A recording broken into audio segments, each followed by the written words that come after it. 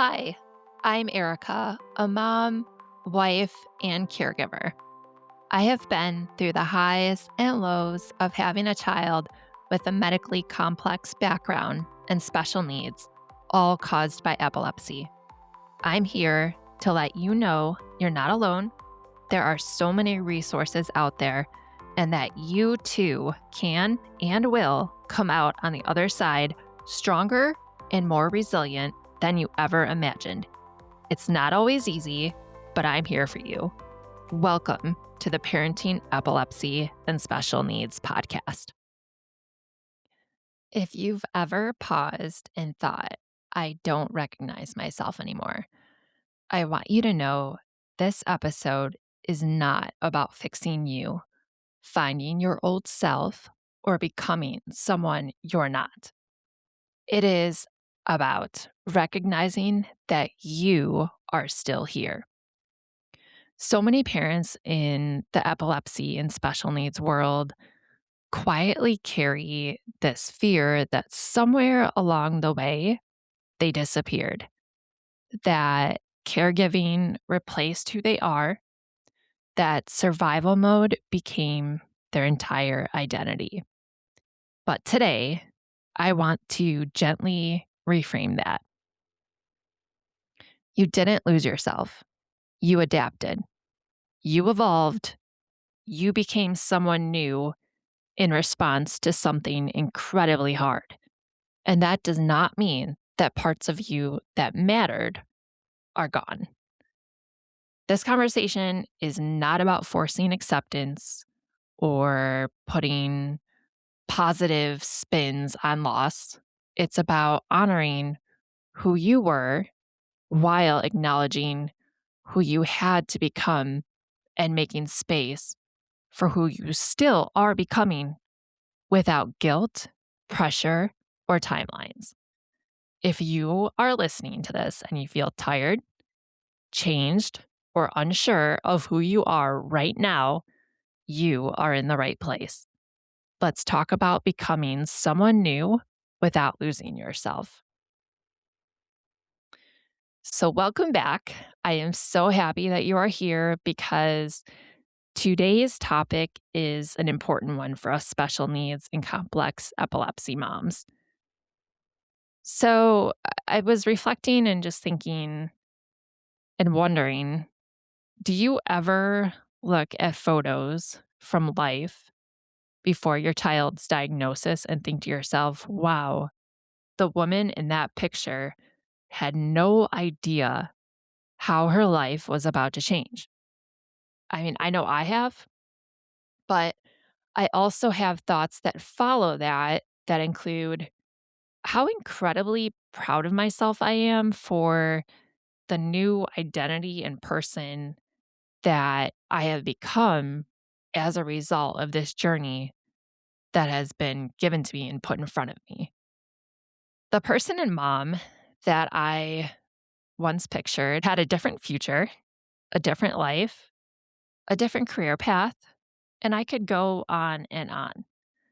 But as we all know, whether it's special needs life, caregiving, complex epilepsy, and the list could go on, life doesn't go always how we plan. I am the kind of person who does not like to dwell on what was or what could have been. So I want to take a moment to acknowledge that, yes, our lives as parents and caregivers are not easy. Yes, we are forced overnight into a world that only those in it understand. I understand that you're tired. You miss the ease of life. Even if life wasn't perfect or wasn't easy before having a child with special needs, looking back now, it may seem like a cakewalk. And you didn't choose this path.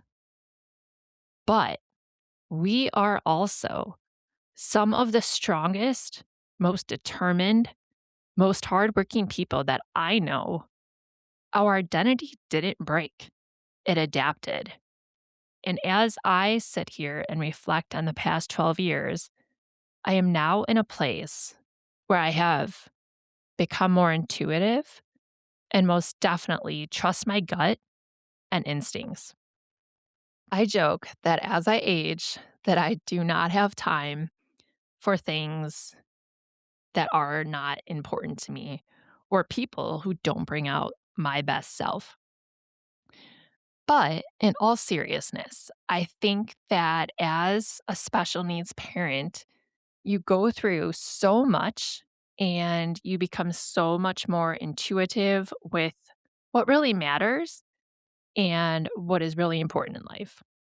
You realize that life is short, precious, and unpredictable. Time cannot be wasted on people or things that don't give us joy. You become more intuitive with those who you are close to, such as your child. You know with certainty when something is not right with them. And you become more intuitive with people both in your life and your child's life. I know, for example, within a very short time, if a therapist is going to be a good fit for my daughter, and I have no problem politely, professionally, and effectively communicating if I need to move on and continue my search for the right fit.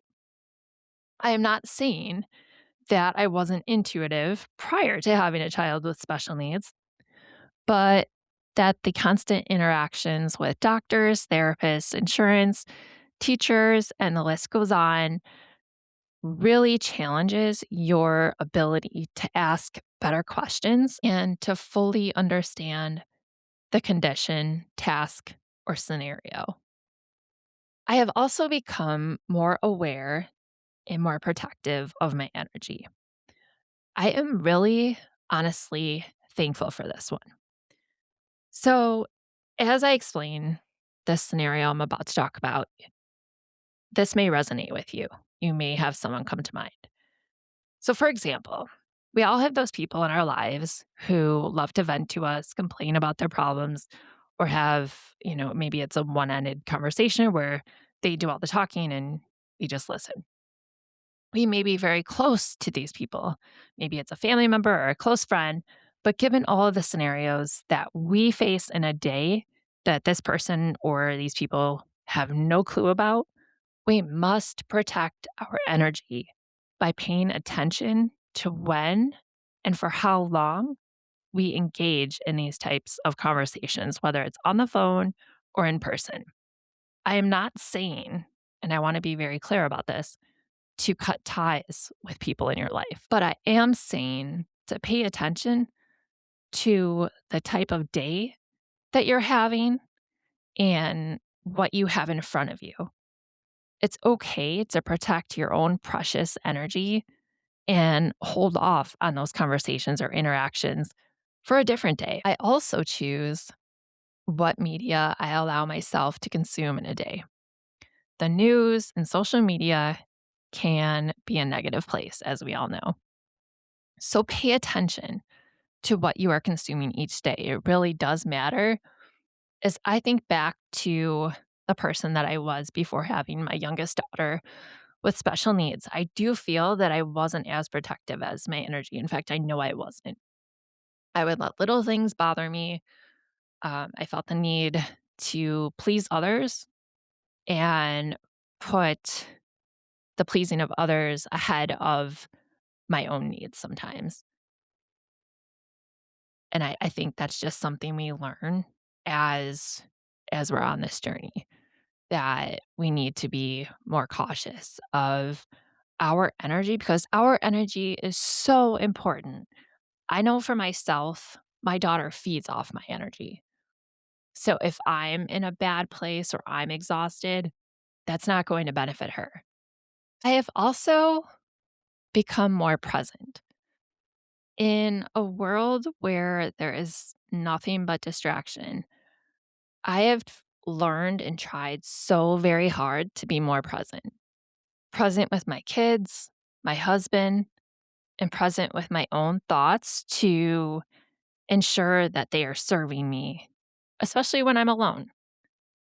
There are some days where my youngest daughter just wants to come home after school and cuddle while I know I have a laundry list of things to do for whether it's work or to prepare her for the following school day.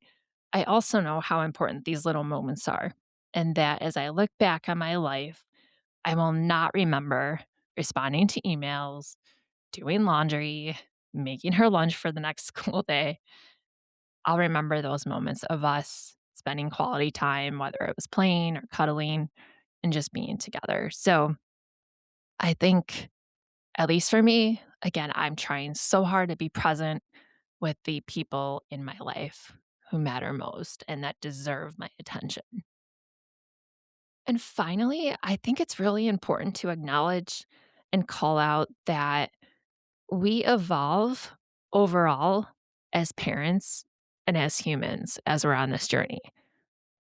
I have most definitely evolved over the years from the parent who had feelings of living in survival mode to feelings of grief and fear and isolation.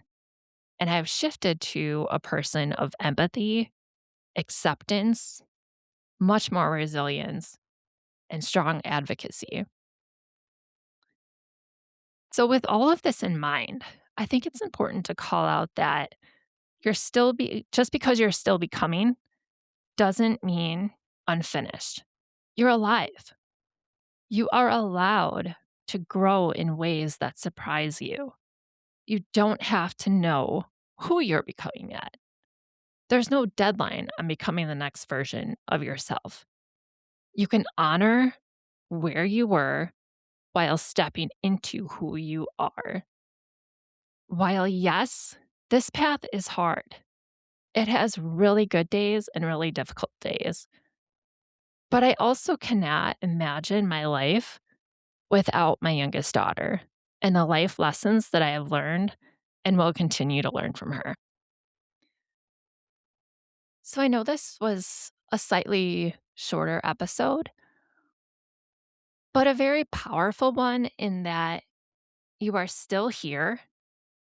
You may feel changed. And yeah, that's true. You did change. You went through a lot. You may feel tired, quieter, or different than you once were. But that doesn't mean you've lost yourself. It means you've been living, adapting, and surviving something that required more of you than you ever imagined. Becoming someone doesn't mean abandoning who you were. It means carrying those parts forward in a way that fits the life you're living now. You don't have to have it all figured out. I don't know anyone that does. You don't need a clear vision of who you're becoming. There's no deadline on identity, and there's no right way to do this. If you're in the middle between who you were and who you're becoming, there is nothing wrong with that. The middle space is still a space that you belong. So, thank you for being here, for listening, and for allowing yourself to take up space in this season of life. You are still becoming, and that is more than enough. I am so proud of you. I'm here for you. I know you are doing your best with everything on your plate. So until next time, stay strong, believe in yourself. You are amazing. You're an amazing mama, and your child is lucky to have you. Thank you for joining today. Please share with someone who could benefit from hearing today's episode. Don't forget to write a review or rate this episode. It would mean the world to me, and it helps get this show out to others who need this information. Follow me on Instagram, send me a DM. Would love to hear from you and hear your thoughts. You can find me at parenting epilepsy _special needs. I'll see you on the next episode.